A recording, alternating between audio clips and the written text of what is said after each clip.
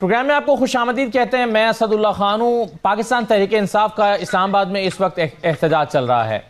तहरीक इंसाफ ने हुकूमत के सामने कुछ मुतालबात रखे हैं। इन मुतालबात की मंजूरी का के आईनी और कानूनी रास्ते के जरिए कितने इम्कानात हैं कि ये मान लिए जाएँ, यानी कानूनी तौर पर क्या रास्ता है कि इन मुतालबात को माना जाए। इमरान खान की रिहाई एक बड़ा मुतालबा है। क्या आईनी और कानूनी तौर पर केसेस को नौयत को देखते हुए इस वक्त ये मुमकिन है कि उनको रिहा कर दिया जाए। आज एक थाना न्यू टाउन मुकदमे में 6 दिन के जिस्मानी रिमांड की तौसीह हो गई है इमरान खान की, और 2 दिसंबर तक उनको जिस्मानी रिमांड पर दे दिया गया है। तहरीक इंसाफ ने आज बड़ी उम्मीदें वाबस्ता की हुई थी और उनका ख्याल था कि इसमें अगर उन्हें जो है वो उनका रिमांड नहीं दिया जाता तो उनकी रिहाई के इम्कानात पैदा हो जाएंगे, लेकिन ऐसा नहीं हो सका। दूसरी जानिब सिंध में एक आईनी बेंच तश्कील दिया गया है, और ये जो बेंच तश्कील दिया गया है इसमें 9वें नंबर के जस्टिस के आगा को आईनी बेंच का सरबराह बनाया गया है। लेकिन दिलचस्प बात यह है कि चीफ जस्टिस ऑफ पाकिस्तान और chief justice Sindh high court दोनों ने ही इसकी मुखालफत में वोट दिया, और इसमें जिन जजेस को शामिल किया गया है 28 के अदालत है 28 जजेस की। ये बड़ा दिलचस्प है कि कहाँ से जजेस को पिक करके ये बेंच बनाया गया है, इस पर भी हम बात करेंगे। और दूसरा ये है कि सुप्रीम कोर्ट में नए जजेस की तैनाती के हवाले से कानून मंजूर हुआ था, तो अब इसके इम्कानात क्या हैं और इसकी ज़रूरत कितनी महसूस हो रही है, इन मौज़ूआत पर हम बात करेंगे आज के प्रोग्राम में। मेरे साथ रियासत अली आज़ाद साहब मौजूद हैं। रियासत साहब खुशामदीद कहते हैं आपको। हसन रज़ा पाशा साहब हमारे साथ मौजूद हैं। हाफिज़ एहसान साहब हैं। आबिद अली ज़ुबैरी साहब हैं। तमाम माहिरीन आईन व कानून हैं। मैं आप सबको खुशामदीद कहता हूँ। और सबसे पहला सवाल वही कि जो मुतालबात तहरीक इंसाफ ने आईनी और कानूनी तौर पर सामने रखे हैं, या जो मुतालबात रखे हैं उसकी आईनी और कानूनी रास्ते के जरिए मंजूरी के इम्कानात कितने हैं। रियासत साहब आपसे शुरू करते हुए। बिस्मिल्लाहिर्रहमानिर्रहीम। मैं सबसे पहले तो आपका शुक्रिया अदा करता हूं कि आपने मुझे मौका दिया। सवाल ये पैदा होता है कि एक ऑप्शन है कि इमरान खान के जितने मेन केसेस थे उसके अंदर चंद केसेस में इक्विटल होगी और बाकी तमाम केसेस के अंदर उनकी जमानत हो गई। अब एक केस था ये न्यू टाउन रावलपिंडी वाला, जिसके अंदर आज उनका 6 दिन का मजीद रिमांड दे 9 मई के भी कुछ मुकदमा और भी, लेकिन बेल वाला कोई ऐसा मैटर नहीं है कि जिसमें उनको जेल में रखा जा सकता है जी। CRPC में एक सेक्शन प्रोवाइडेड है जिसका 494 CRPC है कि जिसमें हेड ऑफ प्रोसिक्यूशन स्टेट वो किसी भी केस को विड्रॉ कर सकती है। उसकी मिसालें आपके सामने। अच्छा। मियां नवाज शरीफ के केसेस नैब ने जाके विड्रॉ कर लिए। इमरान खान के केस में 426 जो सस्पेंशन ऑफ सेंटेंस की CRPC के तहत एक एप्लीकेशन थी, नैब ने कहा कि ये तो है ही सस्पेंड होने वाली। क्यों विड्रॉ करेगी अभी? अब देखें ना, आपने कहा कि इनके मुतालबात हैं, अगर स्टेट मान लेती ये रास्ता है, ठीक है। बाकी अगर आप वैसे by hook or crook by agitation आप लाखों लोग भी ले आए तो मावरा आइन इमरान खान को बाहर नहीं निकाला जा सकता जी। अनटिल अनलेस के उनकी जमानत हो जाए, अनटिल अनलेस के 494 के तहत उनको केसेस जो उनके खिलाफ है वो स्टेट विड्रॉ कर ले। अब ये जो रिमांड वाला केस है इसके अंदर भी बात ये कि अगर जुडिशल हो जाता तो नोटिस टुडे करके भी, अदालतें तो 24 घंटे के लिए होती हैं, अगर ऐसी एक्सेप्शनल सर्कमस्टांसेस हैं तो उसके अंदर बेल लगा के हुकूमत नोटिस करवा के तो उसकी बेल भी हो सकती है। आप कह रहे हैं हुकूमत चाहे तो कानूनी रास्ता निकाला जा सकता है, गुंजाइश मौजूद है। बिल्कुल। हाफिज साहब आपकी राय? बिस्मिल्लाह। असद, बुनियादी तौर पे जो पहला मुतालबा है वो है 26वीं आईनी तरमीम जी। मेरा ये ख्याल ये है कि पार्लियामेंट के आर्टिकल, मैं अगर आप सिर्फ ये जो उनका अभी बुनियादी मुतालबा बन गया ना, अगर आप इससे पहले राय दे दें 26वीं तरमीम पे बाद में आ जाते हैं। अगर आप, क्योंकि इस वक्त जो सबसे बड़ा मुतालबा बन गया है वो है रिहाई। अगर रिहाई हो जाती है तो मेरा ख्याल है कि मुजाहिरीन बगैर 26वीं तरमीम का मुतालबा किया घर चले। नहीं, वो अगर आप उनकी ऑर्डर ऑफ प्रायोरिटी देखेंगे तो प्रायोरिटी तो यही है ना। लेकिन चलें, अगर आप कहते हैं कि तीसरी चीज के अंदर है, मैं ये समझता हूँ कि अगर गवर्नमेंट और PTI का एक पॉलिटिकल डायलॉग होता है और उससे कोई रास्ता निकलता है तो वो निकलना चाहिए। लेकिन बुनियादी तौर पे इस सारे प्रॉब्लम के अंदर एक ईगो का फैक्टर भी आया हुआ है, और वो ईगो का फैक्टर ये है कि पाकिस्तान तहरीक इंसाफ जो है वो गवर्नमेंट के साथ डायलॉग नहीं करना चाहती। जब आप किसी के साथ डायलॉग नहीं करना चाहेंगे तो फिर आप ये चाहेंगे कि हम अपनी टर्म्स एंड कंडीशंस पे आएंगे और हम कुछ भी ना कहें और हमारी चीज़ें जो हैं वो सारी लीगली रिजॉल्व हो जाएं, तो मेरा ख्याल है कि वो पॉसिबल नहीं है। अगर आपने किसी भी चीज़ को निगोशिएट करना है, उन FTOs के ऊपर आपको जो आज की हुकूमत है जो आपके सामने पार्लियामेंट के अंदर मौजूद है उसके साथ आपको बैठना पड़ेगा, और उस बैठने से डेफिनेटली अगर वो बैठ जाते हैं साहब तो फिर क्या कानूनी रास्ता मौजूद है? नहीं, फिर कानूनी रास्ते के लिए आपको 3 चीजें हैं। एक ये है कि जिन केसेस के अंदर आपको रिलीफ मिला हुआ है वो तो उसकी तो जरूरत ही नहीं है। दूसरे केसेस ऐसे हैं कि आप इमीडिएट जो है वो एक्विटल्स के एप्लीकेशन भी फाइल कर सकते हैं, it's a case of no evidence है। और तीसरी सिचुएशन ये है कि आप बेल भी अप्लाई कर सकते हैं। जिसकी तरफ आज़ाद साहब ने इशारा किया है वो स्टेज ऐसी होती है कि जब चीज़ें जो हैं वो कन्विक्शन स्टेज से बहुत आगे चली जाएं और एक उस सेटलमेंट की तरफ चला जाए तो शायद वो एक नौबत है, वो नौबत नहीं है। बट ये 3 चीज़ें जो हैं वो लीगली जो है वो पैरेलल चल सकती हैं। जुबैरी साहब, आपके ख्याल में कोई रास्ता मौजूद है हुकूमत के पास, कानूनी रास्ता, अदालत से होता हुआ रास्ता, अगर वो पीटीआई के इस मुतालबे को मानना चाहे कि इमरान खान को रिहा करें तो क्या उनके पास ये लीगल ऑप्शन मौजूद है, वो कर सकते हैं? रियासत भाई ने, हमारे जो सदर साहब हैं, उन्होंने बड़ी सही बात कही। उनके पास लीगल ऑप्शन ये है कि उनके ऊपर जो जाली केसेस सारे इन्होंने बनाए हुए इमरान खान साहब पे, उसको विड्रॉ कर लें। आप जानते हैं कि जहां उनकी वो रिहाई होने वाली होती है, रिहाई हो जाती है, बेल मिल जाती है, एक नया मुकदमा मिल जाता है जिसमें रिमांड लिया हुआ इन्होंने। तो देखिए ना, उनको तो मकसद ये है। लेकिन ये लोग दोनों बहुत क्रिमिनल लॉयर, हसन रजा पाशा साहब भी बैठे हुए हैं जो फौजदारी के बड़े लीडिंग लॉयर हैं। ये बताएं कि जिस तरह पूरा एक हमारे जो क्रिमिनल प्रोसीजर कोड है उसमें यह है, अगर रिमांड के पीरियड में जितना जो आपके केसेस होते हैं सबके उसमें होता है। ये थोड़ी होता आज एक केस में आपको बेल मिली फिर एक केस बना दिया गया, तो इस तरह तो आदमी बंदा कभी जेल से ही निकलेगा ही नहीं जो यहाँ हो रहा है। ये तो बिल्कुल क्रिमिनल लॉ की नॉर्मल बात कर रहा हूँ। अब ये नहीं कर रहा कि इमरान खान साहब हो या कोई हो, ये क्रिमिनल लॉ की तो बिल्कुल वायलेशन है कि आपने एक बंदे को रखा, जैसे वो रिलीज होने वाला होता है या बेल होने वाली होती है उसको करते हैं। तो देखिए इस पे जो सारे इनके मुकदमात हैं वो सारे आपने देखा कि सारे वो सियासी बुनियाद पे बनाए गए इमरान खान को, क्योंकि ये गवर्नमेंट जो है ये खुद फॉर्म 47 की पैदाइश, जाली मैंडेट इनको मिला हुआ है। अब पार्लियामेंट भी एक जाली मैंडेट पे इनकी अक्सरियत आई हुई, जो अक्सरियत पार्टी की वो बाहर है। लेकिन पॉइंट इज दैट कि जो वो खुद आके बातें करते हैं कि जी हम ना उनसे बात करेंगे ना उनसे बात करेंगे, तो आप हमसे क्या पूछ रहे हैं कि वो बात करेंगे नहीं। वो खुद कहते हैं आके हमने उनसे बात नहीं करनी। वो 9 मई की माफी मांगे, वो कहते हैं जी हमने 9 मई नहीं किया। वो 9 मई का पहाड़ा पढ़ते रहते हैं बात करने का। बिल्कुल ठीक है, चलें सर, ये तो जुबैर साहब है ना, लेकिन मसला इसमें यह है कि हम जो सवाल उठा रहे हैं बुनियादी वो ये है कि अगर हुकूमत आज फैसला करती है कि मुतालबा मानना है तो उसके पास एक होता है ना कि उसके पास रास्ता ही ना हो, वो कहे कि जी हमारे पास तो कोई रास्ता ही नहीं है, ये तो अब अदालत कैसे रास्ता नहीं है। दूसरी बात है उनके खुद हमारी कॉन्स्टिट्यूशनल बेंचेस ने चीफ जस्टिस पाकिस्तान ने कल एब्सटेन किया है, उन्होंने वोट नहीं दिया। जी सर, मैं उस पे आता हूं उस पे आता हूं सर, लेकिन मैं पाशा साहब जरा आपकी राय आ जाए इस पर, फिर हम अगले मौजू पर बढ़ जाते हैं कि रास्ता है मुतालबात की मंजूरी का कानूनी तौर पर। देखिए, इसमें जो पहला स्टेप है वो तो ये है कि दोनों फ्री कैन यानी हुकूमत और अपोजिशन बैठे, गुफ्तगू करें, बातचीत हो, और फिर अगर किसी इस मरहले पे पहुंचते हैं मामलात के कंप्रोमाइज की सूरत बनती है तो फिर गवर्नमेंट के पास यकीनी तौर पे ऑप्शंस मौजूद हैं। जिस तरह मुझसे पहले मेरे भाइयों ने साहब ने बात की, 494 भी है और अदरवाइज भी आपने देखा होगा कि कितने सख्त से सख्त मुकदमात होते हैं। मियां नवाज शरीफ साहब के खिलाफ मुकदमात थे, तो क्या हुआ कि प्रोसिक्यूटर ने कहा कि मुझे कोई ऑब्जेक्शन नहीं है।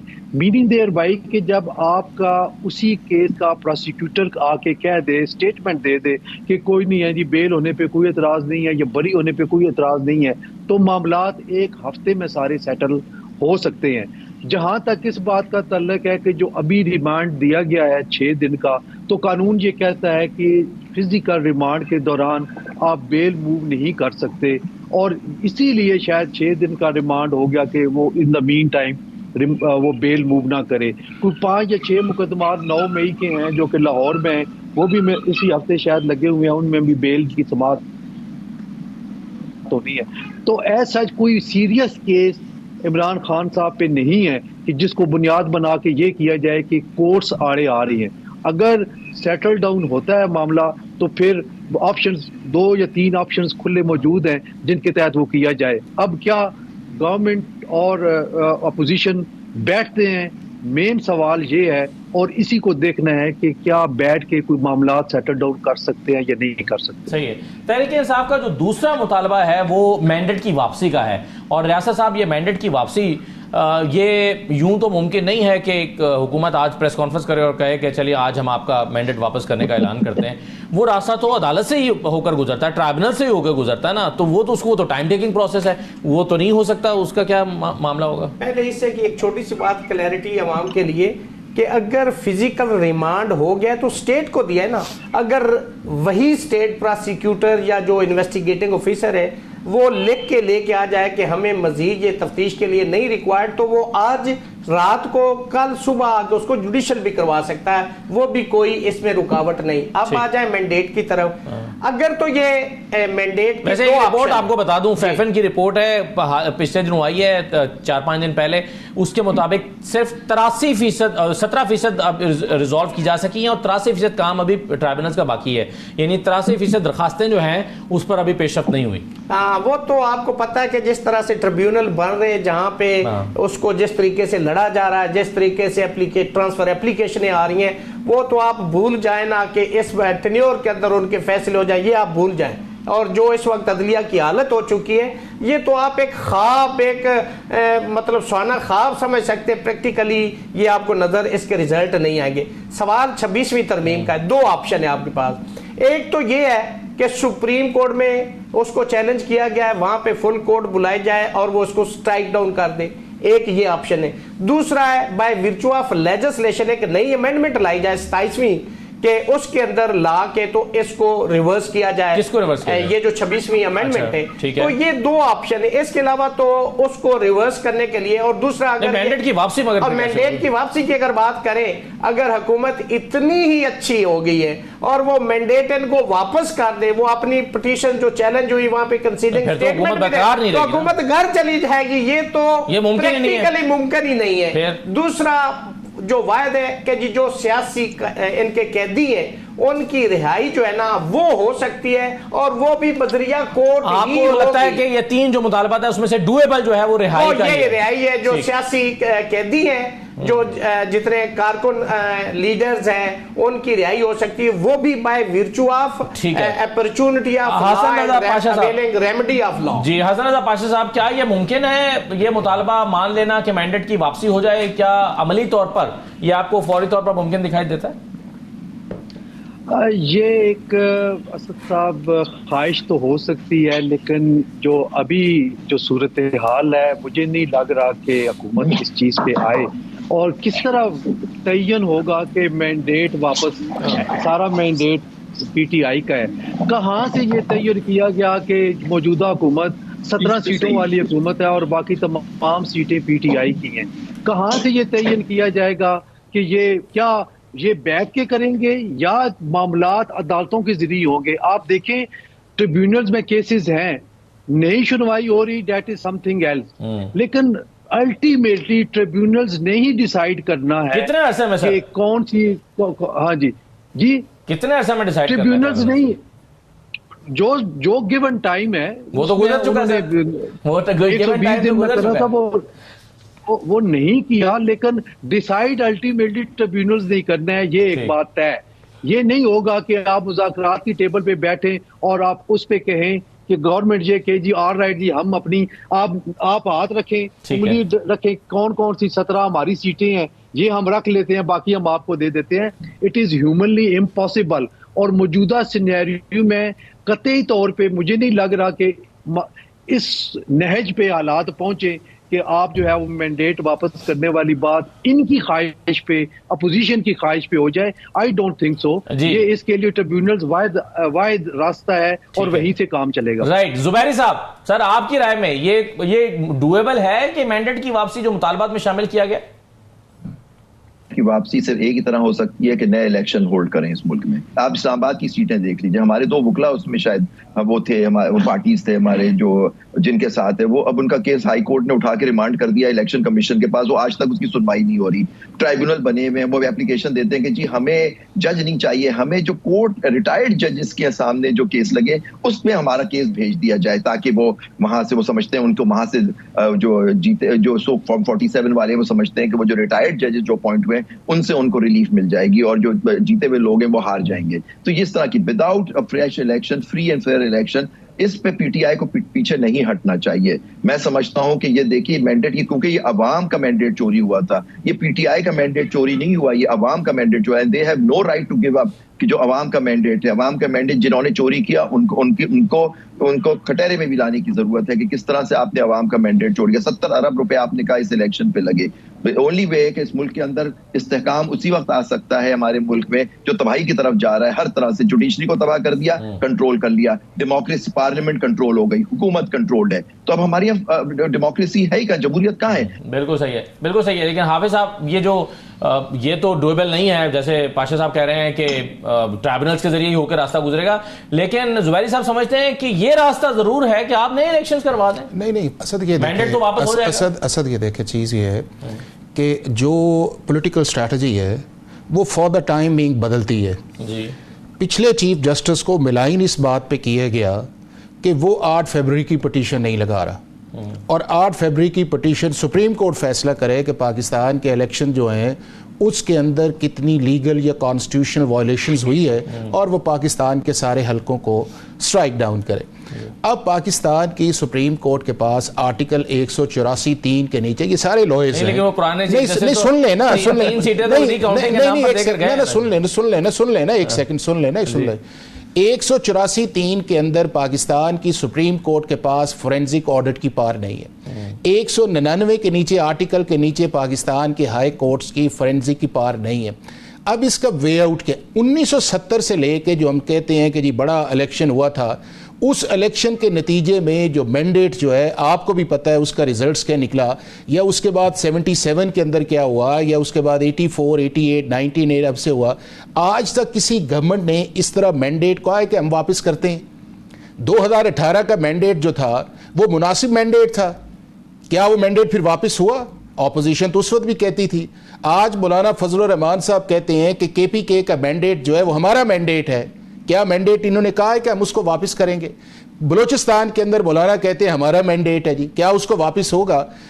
सिंध का जो इंटीरियर है उसके अंदर पीटीआई कहां से आ गई कि जी वो ये कहे कि जी इस मैंडेट को भी वापस करें, जहां पे पूरे कैंडिडेट्स पे नहीं है, वहां पे मौलाना फजलुर रहमान साहब के कैंडिडेट से वो ज्यादा थे। लेकिन असल बुनियादी तौर पे ये है कि अगर आप दो चीजें कहते हैं, जिस तरह जुबैरी साहब ने भी इशारा किया, एक कहते हैं कि जी इस मुल्क के अंदर जो है इलेक्शन कमीशन पे बात की, इलेक्शन कमीशन का चेयरमैन लगाया किसने है? वो उस दौर की जो पीटीआई की रूलिंग पार्टी थी उन्होंने लगाया, और उसके अंदर गिव एंड टेक किया गया। और उस दौर के अंदर नहीं, सुन लेना सर जुबैरी साहब, मैं फैक्टली करेक्ट बात कह रहा हूं। उस दौर के अंदर ऑपोजिशन के साथ गिव एंड टेक किया गया कि जी हमारा बंदा चीफ इलेक्शन कमिश्नर आप लगाएं, और 2 सूबों के अंदर जो है वो आप अपने मेंबर्स ले लें। और उसके बाद 2 के अंदर नहीं लगे, जब नहीं आया, प्राइम मिनिस्टर जो थे वो लीडर ऑफ द ऑपोजिशन को लेटर तक नहीं लिखते थे, और थ्रू शाह महमूद कुरैशी आपने लगवाया।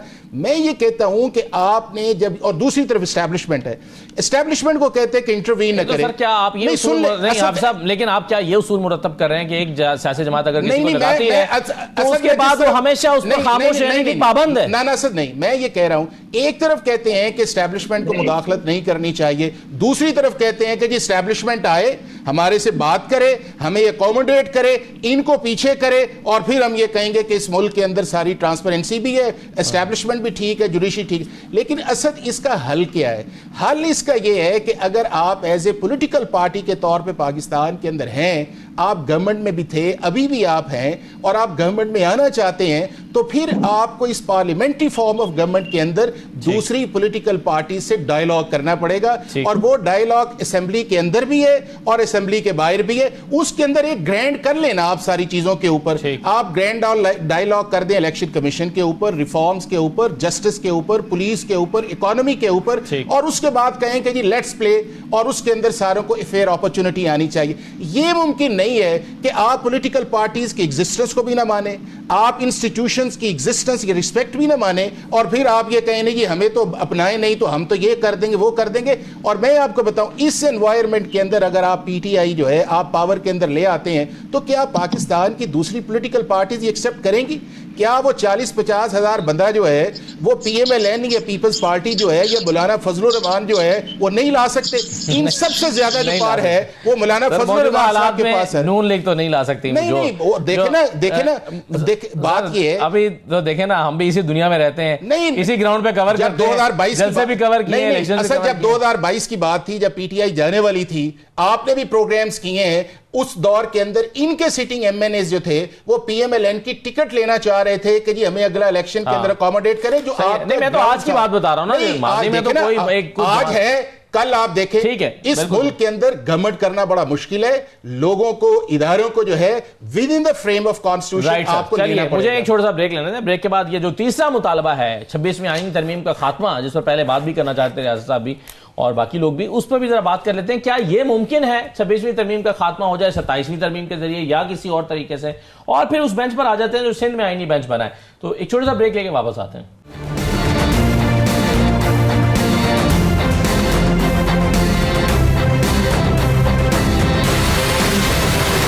ब्रेक के बाद दोबारा खुशामदीद कहते हैं। आज का हमारा मौजू यह है कि तहरीक इंसाफ इस वक्त सड़कों पर है, एहतजाज कर रही है और अपने कुछ मुतालबात के साथ कर रही है। और मुतालबात की आईनी और कानूनी तौर पर क्या इस वक्त हैसियत है या कानूनी तौर पर उनका माना जाना किस कदर मुमकिन है। तीसरा जो उनका मुतालबा है वो है 26वीं आईनी तरमीम का खात्मा। जुबैरी साहब, मैं आपसे शुरू कर लूं तो जरा बताइए कि आपके ख्याल में ये मुमकिन है 26वीं तरमीम का खात्मा, जिस पर एक 2/3 मेजॉरिटी के साथ एक कंसेंसस डेवलप हुआ है? अगर पार्लियामेंट का 2/3 अक्सरियत से एक तरमीम करने का भी इख्तियार नहीं बचा तो फिर पार्लियामेंट का इख्तियार ही क्या है? फिर पार्लियामेंट है ही क्यों? ये बुनियादी सवाल उठेगा नहीं अगर इसको खत्म कर दिया जाए तो? देखिए, ये कोई जो लिखा नहीं आया हदीस नहीं है। पार्लियामेंट को हर दफा आईनी तरमीम करनी है। आईनी तरमीम सिर्फ और सिर्फ लाई गई है अदलिया को कंट्रोल करने के लिए। और ये जिस तरह से तरमीम पास हुई थी, आपने देखा वो जो 2 सेनेटर्स थे उनके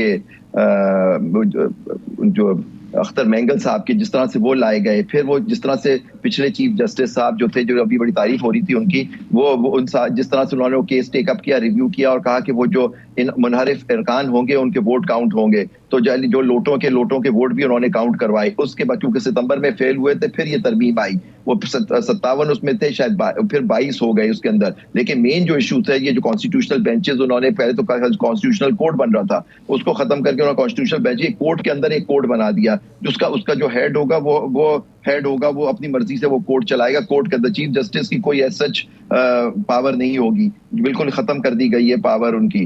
तो ये सारी चीजें हैं। तो आप देखिए कि तो ये जो बेंचेस बनी है उस लिहाज से, जब तक ये तरमीम खत्म नहीं होती या कोर्ट उसको, अब देखिए लोगों ने चैलेंज किया उसको। आज ये हाल है कि उन केसों के आज तक नंबर नहीं लगाए गए। अगर भाई कॉन्स्टिट्यूशनल बेंच है, इसको वहां चलना है फुल कोर्ट, क्योंकि एक जज साहब की ऑब्जर्वेशन ये भी आई कि अब तो फुल कोर्ट ही है, कॉन्स्टिट्यूशनल बेंच ही फुल कोर्ट है। तो ठीक है, आप है, लेकिन आप उसको सुनिए, आप उसको फैसला करें, लेकिन आज तक उन पे नंबर तक नहीं लगाए।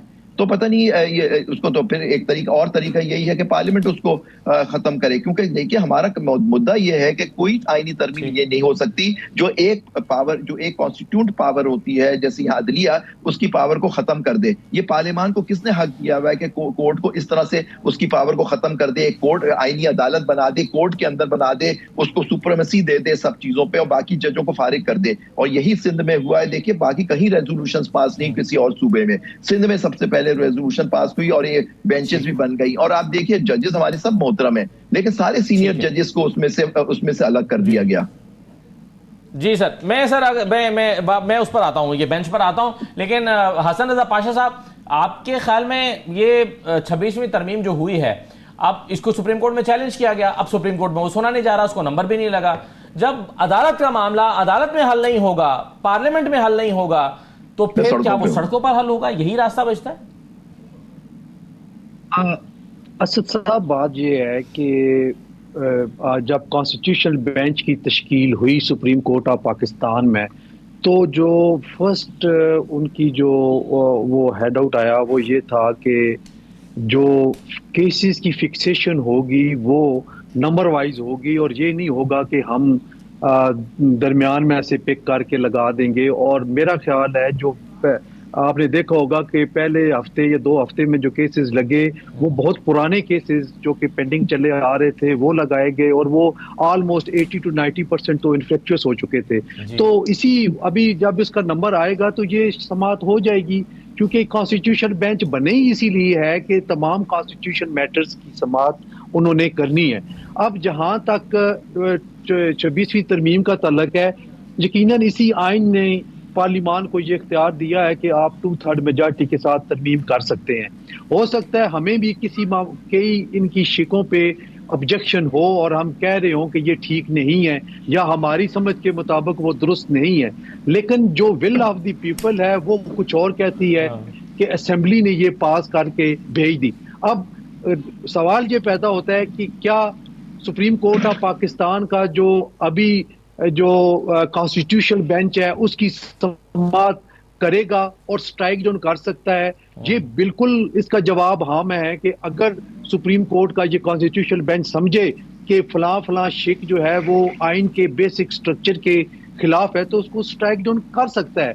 या फिर दूसरी जो सूरत है वो सिर्फ यही है कि ये अगर पार्टीज अपोजिशन और ट्रेजरी बेंचेस बैठे और फिर एक एक कंसेंसस पे आए कि 87वीं तरमीम के जरिए हम इसमें ये तब्दीलियां ला सकते हैं, तो ये मुमकिन हो सकता है वहां भी।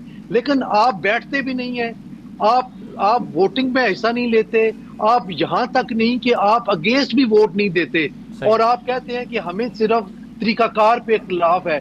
आपने फर्स्ट जो आपने रिएक्शन शो किया वो ये था कि आपने ये नहीं कहा कि ये 26वीं तरमीम फलां शिक गलत है। एक बात बड़ी इंपॉर्टेंट पाशा साहब ने की है, वो कहते हैं जब इसकी बारी आएगी तो ये सुन लिया जाएगा। इसमें इंतजार तो करना ही चाहिए ना, और भी तो बहुत सारे केसेस हैं जो नहीं लगे अभी तक।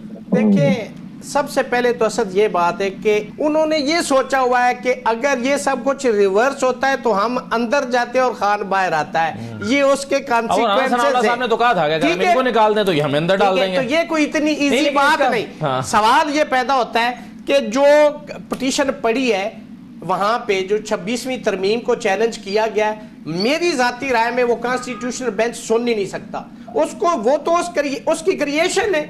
देखे मेरा अमीनुद्दीन साहब बड़े काबिल एहतराम है मेरे लिए, मेरे लिए बीइंग स्टूडेंट ऑफ लॉ मेरे लिए बड़े शर्म की बात है कि वो जज साहब उस जुडिशल कमीशन में अपनी जात को कास्ट कर वोट कर रहे। ये फर्स्ट डिस्क्वालिफिकेशन है किसी ओहदे की डिजायर करना, मेरी जाती राय में, बीइंग स्टूडेंट ऑफ लॉ। दूसरी बात मुझे बताएं कि वो बेंच इसको सुन के इसको स्ट्राइक डाउन कर देगा। किन हालात और किन सुहाने ख्वाबों में आप फिर रहे हैं? इसको अगर करेगी तो फुल कोर्ट करेगी, और ये इतना इस मुल्क का बुनियादी मसला है जिसकी वजह से पूरा मुल्क हिजान का शिकार है, आप उसको नंबर नहीं लगा रहे। ये तो केस मैनेजमेंट चीफ जस्टिस का डोमेन था। इस मुल्क के अंदर जो इंसाफ का एक इदारा था वो तो एक ख्वाब है, उसको आप सोच सकते हैं, आप तसव्वुर कर सकते हैं। उसी दिन एक रिव्यू पिटीशन इस जमात की लगी हुई थी जिसको उन्होंने कहा कि जी 26वीं तरमीम आ गई, तो काजी साहब फरमाते मेरे पास तो नहीं आई, उन्होंने डिसमिस कर दिया। ये इंसाफ है जिसको हम कहते थे ना, इंसाफ ये नहीं कि इंसाफ किया जाए बल्कि होता हुआ नजर आए। ये आपको अब आप ये कह रहे हैं आ गया जी, अब आप ये कह रहे हैं कि इसको फुल कोर्ट स्ट्राइक डाउन कर सकता है हाफिज साहब, और करना भी उसे ही चाहिए। कॉन्स्टिट्यूशनल बेंच नहीं स्ट्राइक डाउन कर सकता, फुल कोर्ट स्ट्राइक डाउन कर सकता है। साहब और जुबैरी साहब इसमें एक ऐड करने दो हाफिज साहब, मेरी जाती राय में इन्होंने तो कहा था ना जी ये कॉन्स्टिट्यूशन बेंच बना दिया है, लोगों के केसेस बहुत जल्दी होंगे। उस वक्त 187 केसेस थे, सुन ही नहीं सकते। जी आप साहब। अच्छा देखें असद बात ये है, ये हम चारों जो बैठे हुए हैं ना, मदन आज़ाद साहब हैं, जुबैरी साहब हैं, पाशा साहब हैं और मैं हूँ, इन चारों में से मेरा ख्याल है कि मैं वो वाहिद इनमें से हूँ कि जो उस प्रोसेस के अंदर जो हो रहा था उस प्रोसेस का मैं कुछ विटनेस हूँ। ठीक है, हिस्सा रहा आप उसका, और उस विटनेस की वजह से मैं आपको ये बता रहा हूँ इस चीज़ के अंदर है कि जब वो बात चल रही थी, एक तरफ कॉन्स्टिट्यूशनल कोर्ट थी और दूसरी तरफ ये था कि फाइज ईसा जस्टिस को नहीं आने देना। ठीक है, एक तरफ एक्सटेंशन नहीं आने देनी और दूसरी दफ़ा कॉन्स्टिट्यूशनल कोर्ट हमें एक्सेप्ट नहीं है क्योंकि 65 से 68 वाला मामला था। ठीक है, वहाँ के ऊपर बात चलते चलाते जो है कॉन्स्टिट्यूशनल बेंच की तरफ जानी शुरू हुई। और कॉन्स्टिट्यूशनल बेंच का जो आइडिया था ये पाकिस्तान तहरीक इंसाफ ने फ्लोट किया और मौलाना फजल रहमान साहब ने कहा। उस वक्त भी मैंने ये कहा कि ये जो कॉन्स्टिट्यूशनल बेंच का आइडिया है ये कॉन्स्टिट्यूशनली या लीगली वाइबल नहीं है, क्योंकि पाकिस्तान की सुप्रीम कोर्ट के अंदर जो भी मामला आता है वो कॉन्स्टिट्यूशन का है और उसको बाइफरकेट करना आपके लिए मुमकिन नहीं है। लेकिन उस वक्त जो हमारे दोस्त थे वो यही कहते थे कि अगर शरीयत बेंच सुप्रीम कोर्ट के अंदर बन सकता है, आप उन सारों के जरा वो क्लिप्स लगाएं जो इस कॉन्स्टिट्यूशनल बेंच को सपोर्ट कर रहे आप थे। कह रहे थे कि वाइबल नहीं, वाइबल नहीं। जुबैरी साहब कह रहे थे कॉन्स्टिट्यूशनल बेंच बनाए, चूंकि जी 1.25 केस है और शरीयत बेंच जो है वो बन सकता है जी। इस तरह और भी बहुत सारे लोग थे उस चीज के अंदर। उसके बाद हुआ ये कि जब आपने उस कॉन्स्टिट्यूशनल बेंच के ऊपर जाना है, आपकी एक बात बनी गई है, तो फिर एज ए पॉलिटिकल पार्टी आपने गिव एंड टेक करना है। वो जो फाइनल ड्राफ्ट सारा बना उसके अंदर चीफ जस्टिस की अपॉइंटमेंट या जुडिशियल अपॉइंटमेंट्स जो थी या कॉन्स्टिट्यूशनल बेंच की कॉम्पोजिशन थी, वो सारी की सारी जो थी मौलाना फजलुर रहमान साहब का वो सारा सर्कल जो चल रहा था उसके अंदर जो है वो एक कॉन्फ्रेंस के साथ आई। और जब सारी चीजों के ऊपर कॉन्फ्रेंस आ गया तो उन्होंने ये कहा कि जी हमारे लीडर से हमारी मुलाकात नहीं हुई, आप मुलाकात करवाए। मौलाना ने मुलाकात करवाई और जब वापस आए तो उन्होंने कहा जी कि हमारे लिए बड़ा मुश्किल है। और फिर आपने उस प्रेस कॉन्फ्रेंस के अंदर जो था वो बॉडी लैंग्वेज भी देखी और वो सारा देखा। अब उसके बाद उस कॉन्स्टिट्यूशन अमेंडमेंट को असर पाकिस्तान की सुप्रीम कोर्ट ने एक्सेप्ट किया। सारे जजेस ने पाकिस्तान के चीफ जस्टिस पे एतमाद किया, किसी एक जज ने रिजाइन नहीं किया। पाकिस्तान के सुप्रीम कोर्ट के लॉयर्स ने इस इलेक्शन के अंदर इस जो इलेक्शन ही 2 ग्राउंड्स के ऊपर था कि जनाब कॉन्स्टिट्यूशनल बेंच की तरफ आपने वोट देना है या आपने 26वीं आईनी तरमीम को आपने खात्मा करना है। पाकिस्तान की मेजॉरिटी लॉयर्स ने जो है वो 26वीं आईनी तरमीम के हक के अंदर वोट दिया। अब तीसरा उसके अंदर यह है कि आप कहते हैं जी फुल कोर्ट जो है, अब 26वीं आईनी तरमीम के नीचे फुल कोर्ट बन ही नहीं सकता, चूंकि कॉन्स्टिट्यूशनल बेंच जो बनेगा वही आपका फुल कोर्ट है। आज भी आप देखें कि जो अवेलेबल जजेस साथ होते हैं वो सारे के सारे आ जाते हैं। 26वीं तरमीम को स्ट्राइक डाउन करना है तो ये बेंच करेगा? नहीं, ये बेंच करेगा। अगर इनका आर्गुमेंट मान लिया जाए कि वो बेंच इसका क्रिएटर है या बेनिफिशियरी है, तो या अफरीदी साहब प्रिजाइड करेंगे। अगर या साहब प्रिजाइड करेंगे तो वो बेनिफिशियरी हैं। और अगर उसके अंदर कॉन्फ्लिक्ट ऑफ इंटरेस्ट है, क्या जस्टिस मंसूर जो है जो हर मामले के अंदर या जस्टिस मुनीब जो है वो इसका खिलाफ वोट दे रहे हैं, तो आपने उनका माइंड नहीं पढ़ा। फिर नहीं देखे ना, उनका भी है जो बेंच का हिस्सा है, लेकिन मैं कह रहा हूं कि पाकिस्तान के आधे जजेस जो हैं, अगर हम गिनती पे चले जाएं कि चीफ जस्टिस बेनिफिशियरी हो गए, 2 जजेस का कॉन्फ्लिक्ट आ गया, जस्टिस अमीनुद्दीन को मानते नहीं है, उसके बाद जस्टिस आयशा क्यू के अंदर है, जस्टिस हल कैसे होगा? इसका जो हल है वो ये है कि आप उस पॉलिटिकल डायलॉग के अंदर आप देखें जितने भी बड़े ये लीडर्स हैं जी, पॉइंट ये था कि जस्टिस मंसूर को लगाया जाए। अब जस्टिस मंसूर नहीं लगे, उन्होंने भी एक्सेप्ट कर लिया है। हमें सुप्रीम कोर्ट को उनके हाल पे छोड़ देना चाहिए। हम हर मामले के क्या पाकिस्तान की सुप्रीम कोर्ट ने 12-14 साल के अंदर जो है इस आपने आसान हल तजवीज किया है कि सुप्रीम कोर्ट को उसके हाल पे छोड़ देना चाहिए। वाह, नहीं ऐसे सिर्फ 2 एक सर मुझे ब्रेक लेनी है। आप ये देखें ओ यार, अभी तो 30 दिन नहीं हुए उस अमेंडमेंट को आए हुए, हम कह रहे हैं कि जी तबाह हो जाएगा, फलाना हो जाएगा। इस सुप्रीम कोर्ट ने जितनी एक्सीड ऑफ अथॉरिटी की है या जितनी मिसयूज ऑफ अथॉरिटी की है पाकिस्तान के कॉन्स्टिट्यूशनल सिस्टम के अंदर, क्या पार्लियामेंट का काम नहीं है कि उसके अंदर जो है सेफ्टी वॉल्स बनाना? अगर बन गई है तो क्या जजेस की अपॉइंटमेंट फंडामेंटल है या आपकी चीफ जस्टिस की अपॉइंटमेंट जो बेसिक स्ट्रक्चर ऑफ कॉन्स्टिट्यूशन है? बिल्कुल नहीं है। अगर होता तो इंडिया के अंदर आज तक हो चुका है। सर एक ब्रेक लेते हैं नाज़रीन, ब्रेक के बाद वापस आते हैं।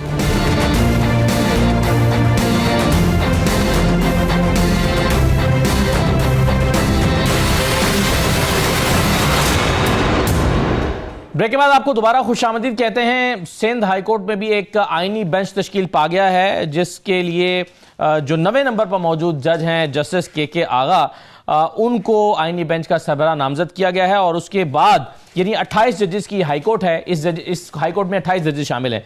बाकी जो मेंबर्स इसमें शामिल किए गए हैं उसमें 12वें नंबर के जज हैं, 14वें नंबर के जज हैं, 16वें नंबर के जज हैं, 21वें नंबर के जज हैं, 22वें नंबर के जज हैं, 24वें नंबर के, 26वें और 28वें।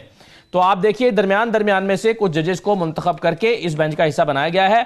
बादियों नजर में ये पिक एंड चूज लगती है, या इल्जाम कम अज कम यही है जो ओपोनेंट्स लगा रहे हैं कि ये पिक एंड चूज करके लगाया गया। जस्टिस के आगा के बारे में मैं आपको बता दूं कि ये आसिफ जरदारी साहब के खिलाफ केसेस में उनके जाती वकील भी रह चुके हैं माजी में, और एडिशनल अटॉर्नी जनरल भी पीपल्स पार्टी के दौर में रह चुके हैं, और नैब प्रोसिक्यूटर भी रह चुके हैं। इनको आईनी बेंच का सरबराह मुकर्रर किया गया है। तो हसन रजा पाशा साहब, आपसे मैं शुरू करता हूं, ये आपको पिक एंड चूज लगता है सर? आखिरी नंबर के जजेस में से 5 जजेस को, यानी 21 से लेकर 28 में से 5 जजेस को मुंतखब किया गया है और बाकी 3-4 जजेस अलग। देखें असद साहब, ये तो जुडिशल कमीशन ऑफ पाकिस्तान की डोमेन है और उन्होंने किया, और आप देख लें कि कितनी मेजॉरिटी से ये फैसला हुआ। नंबर 2 ये है कि अगर आप लाइन में करके सब सीनियर मोस्ट जजेस को इस कॉन्स्टिट्यूशन बेंच का हिस्सा बनाते हैं तो बाकी जो है वो हाई कोर्ट तमाम जूनियर जजेस की रह जाएगी। तो पिक एंड चूज करके ये, अब चूंकि उन्होंने, मुझे नहीं पता चूंकि उन जजेस का, मैं कभी वहां पे पेश नहीं हुआ, मेरे भाई जुबैरी साहब चूंकि कराची में प्रैक्टिस करते हैं वो बेहतर समझते हैं, लेकिन मुझे नहीं लगता कि कोई तमाम सीनियर जजेस को ही कॉन्स्टिट्यूशन बेंच का हिस्सा होना चाहिए था अदरवाइज। और ये 2 माह के लिए बने हैं, चेंज भी हो सकता है, अगले 2 महीने के बाद चेंज भी हो सकता है, कोई ऐसी बात नहीं है। लेकिन अभी देखें, पहले भी मैंने अर्ज किया था कि जब सुप्रीम कोर्ट ऑफ पाकिस्तान में जुडिशल बेंच बना तो कॉन्स्टिट्यूशन बेंच बना तो ये अर्ज की थी कि काम चलने तो देखें तो सही कैसे काम कर रहे हैं। तो अभी आप देख लें, वो भी बड़ा अच्छा काम कर रहे हैं, इनको भी करने दें। तीसरा एतराज ये आया कि सिंध असेंबली ने फौरी तौर पर रेजोल्यूशन कर दिया। मेरा ख्याल ये है कि उनका हक बनता था, चूंकि ये सूबाई सतह पे भी बिलावल भुट्टो जरदारी साहब का विजन था कि सूबाई जो हाई कोर्ट्स हैं उनमें भी कॉन्स्टिट्यूशन बेंचेस बनने चाहिए। तो लिहाजा उसी वजह से सिंध असेंबली ने वो रेजोल्यूशन पास कर दी और उनकी देखा देखी शायद बाकी भी कर ले। तीसरी जो बात ये फरमाई जा रही है कि जजेस की तादाद कम हो गई है, आज ही मैं पढ़ रहा था, ये टीवी पे देख रहा था कि ये नेक्स्ट वीक जुडिशल कमीशन का इजलास बुला लिया गया है जिसमें सिंध हाई कोर्ट के और पेशावर हाई कोर्ट के जजेस की जो है वो तकर्रुर होगी। तो मेरा ख्याल है कि नॉन इश्यू को इशू नहीं बनाना चाहिए। ठीक है, बिल्कुल सही है सर। एक इसमें दिलचस्प बात ये भी है पाशा साहब, देखें तो सही कि वर्किंग कैसी होती है। एक दिलचस्प बात इसमें ये भी है कि इसमें चीफ जस्टिस ऑफ पाकिस्तान और chief justice Sindh high court ने भी इस अपॉइंटमेंट या इस बेंच की तश्कील के खिलाफ वोट किया है। तो इस पे आप साहब आप कैसे देख रहे हैं इसको? कोई बात ऐसी नहीं है, ये तो वो उनका राइट है, एक उस जुडिशियल कमीशन का मेंबर होने की हैसियत से चीफ जस्टिस साहब साइड जा सकते हैं, कोई बधाई नहीं। बिल्कुल सही है जी जुबैरी साहब। जो बात मैंने नहीं कही होती, दूसरे जो आपके पार्टिसिपेंट्स हैं, मैं कहूंगा कि आप मुझे बताएं मैंने कब कहा कि कॉन्स्टिट्यूशनल कोर्ट होना चाहिए। मैंने हमेशा कहा कॉन्स्टिट्यूशनल कोर्ट, सारा पूरा सुप्रीम कोर्ट कॉन्स्टिट्यूशनल कोर्ट है। दूसरी बात है, कई जो जुडिशियल कमीशन ऑफ पाकिस्तान है उसमें मेजोरिटी आपने पार्लियामेंट और अपने लोगों की दे दी, अटॉर्नी जनरल। आपने कॉन्स्टिट्यूशनल बेंच की हिमायत की थी कि आप कॉन्स्टिट्यूशनल बेंच की हिमायत की थी। ये बता दें कहाँ की, ये तो फेडरल कोर्ट के हक में बोला करते थे कि फेडरल कोर्ट होना चाहिए, कॉन्स्टिट्यूशनल कोर्ट नहीं होना चाहिए। हमें यूं था कि पूरा कॉन्स्टिट्यूशनल जो पूरा supreme court high court constitutional court है, तो आप इसके अंदर ये बेंचेस नहीं बना सकते। ये चीफ जस्टिस की सवाबदीद अब तो क्योंकि प्रैक्टिस एंड प्रोसीजर के उसके अंदर कमेटी है वो बनाएगी। तो ये देखें, जो बात हो अपनी बात करा करें, दूसरे की बात पे ना कहे कि उन्होंने भी सपोर्ट किया था ये इस तरह से।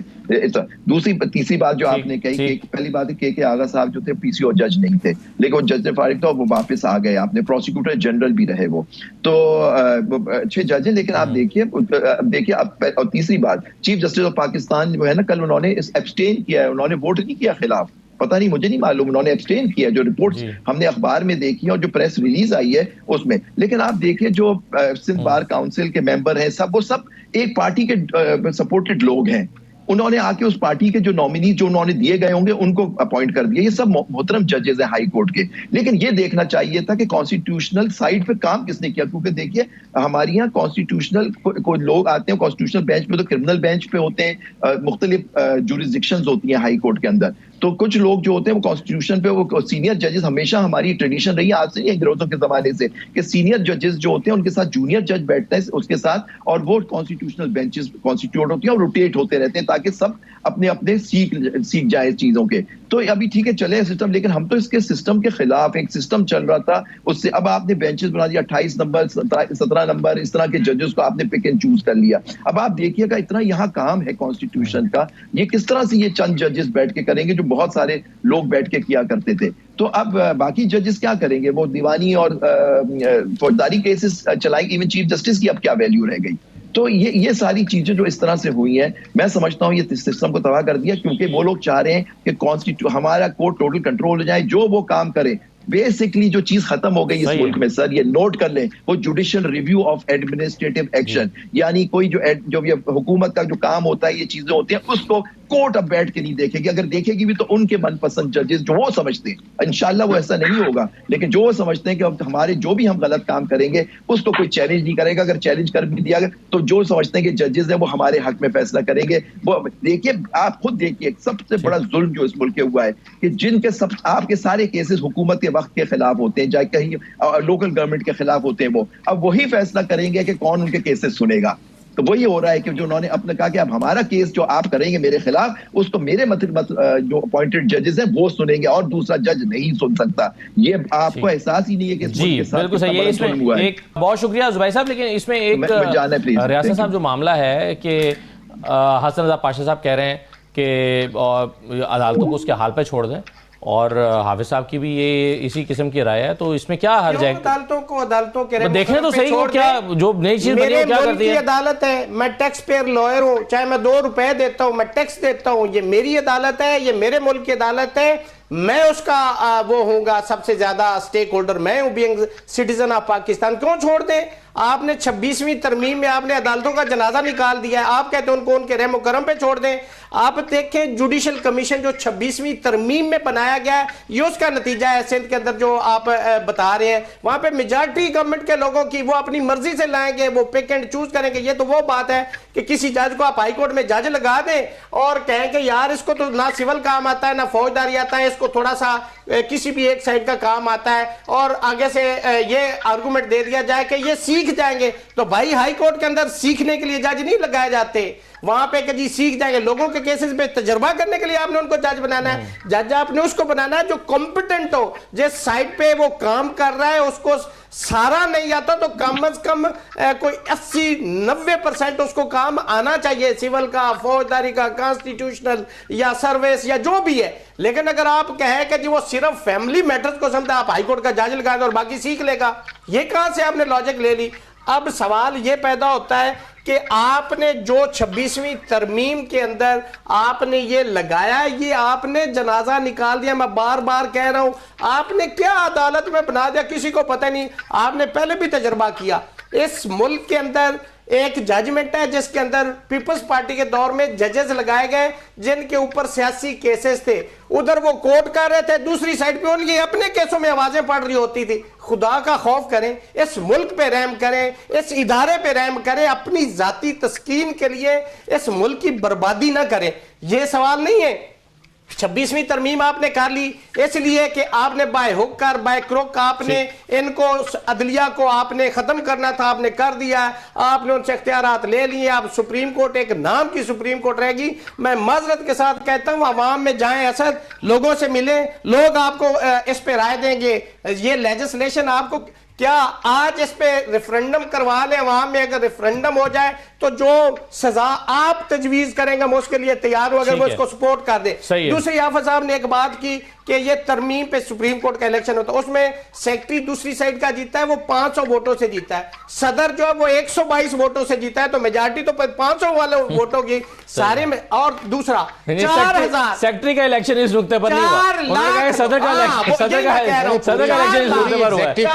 पूरी एग्जीक्यूटिव कमेटी ने पूरी जो एग्जीक्यूटिव बनी है, 4 लाख इस मुल्क के अंदर वुकला है, सुप्रीम कोर्ट में सिर्फ 4000 वुकला है। आप 4 लाख में इसका आप रेफरेंडम करवाए ना, वो इसको अगर सपोर्ट करें मुझे जो मर्जी आप सजा दे दें, और अगर वो कहे तो फिर अगले दिन इसको विड्रॉ कर लें। जी आप साहब देखिए बात ये है एक तो इसको भी कमेंट कर दें। ये जो बेंच तश्कील पाया सिंध हाई कोर्ट में, इसके बारे में आपकी क्या राय है जिस अंदाज में? क्योंकि कुछ लोग कह रहे हैं ये पिक एंड चूज है। नहीं, जो सीखने वाली बात थी वो जुबैरी साहब कर रहे थे कि जी सीनियर जज के साथ जूनियर जज होता है और जूनियर जज आहिस्ता आहिस्ता सीखता है, जिसको आज़ाद साहब ने एलेबरेट किया। हमारे तो मुताबिक जो सीखा जज है वही सुप्रीम कोर्ट हाई कोर्ट के अंदर आना चाहिए या सुप्रीम कोर्ट में आना चाहिए। ये कोई लेवल हंटिंग ग्राउंड नहीं है। आपके सामने ही कहा, मैंने तो नहीं कहा ना, पाशा साहब ने कहा। दूसरा उस चीज के अंदर है बात यह है कि पाकिस्तान की पार्लियामेंट जो है उसने एक कलेक्टिव विजडम से आपके सामने एक फैसला कर दिया, और वो फैसला जो है वो आपके सामने सारी पॉलिटिकल पार्टीज जो थी ऑलमोस्ट उस प्रोसेस का हिस्सा थी।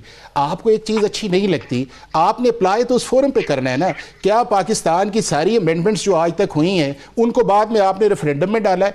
आज इनकी बात ही मान ले तो आज पाकिस्तान की जो अदलिया है उसका रेफरेंडम करा लेना। सिविल जज से लेके सिविल कोर्ट से लेके पाकिस्तान की सुप्रीम कोर्ट की फंक्शनिंग का करवा ले। अगर वो रेफरेंडम इनके अप टू द मार्क आता है तो फिर बात समझ है। अगर पाकिस्तान का पूरा अदालती निजाम जो है वो डिसफंक्शनल हो चुका है, वो डिलीवर नहीं कर रहा, पाकिस्तान के आम आदमी की एक्सपेक्टेशंस पे पूरा नहीं उतर रहा, 17 साल से उसे लगे, तो उसका वे आउट तो है ना। और वो वे आउट ये है कि आपको इस सिस्टम के अंदर इन्वेस्ट करना पड़ेगा, जजेस की स्ट्रेंथ बढ़ाना पड़ेगी, आपको इस मुल्क के अंदर कॉन्स्टिट्यूशनल साइड अलग करनी पड़ेगी, रेगुलर जस्टिस सिस्टम अलग करना पड़ेगा। और इसीलिए मैंने कहा था कि फेडरल कोर्ट या कॉन्स्टिट्यूशनल कोर्ट फेडरल लेवल पे भी, प्रोविंस लेवल पे भी होनी चाहिए, कोर्ट होनी चाहिए और उसके बाद ऊपर जाना चाहिए। लेकिन बार बार ये कहना कि जी सिस्टम तबाह हो गया, सिस्टम तबाह, ओ भाई 30 दिन इस जुडिशियल कमीशन ने अभी तक एक जज तो अपॉइंट नहीं किया। ये जी अपनी मर्जी से जज लगाएंगे, कोई एक बताए ना जज के इन 30 दिनों के अंदर हुआ है। वो पहले ही जज लगे हुए हैं, वो जहाँ फाइज ईसा ने लगाए हैं या जस्टिस बंदियाल ने लगाए हैं, किसी और ने लगाए हैं। तो क्या 30 दिन के अंदर सारा निजाम ही खत्म हो गया? थोड़ा सा ऑप्टिमिस्टिक हाफिज साहब, पाशा साहब, माजरत, वक्त खत्म हो गया। आबिद जुबैरी साहब, रियासत आज़ाद साहब, बहुत शुक्रिया प्रोग्राम में शिरकत करने के लिए। इजाज़त दीजिए, अल्लाह हाफिज।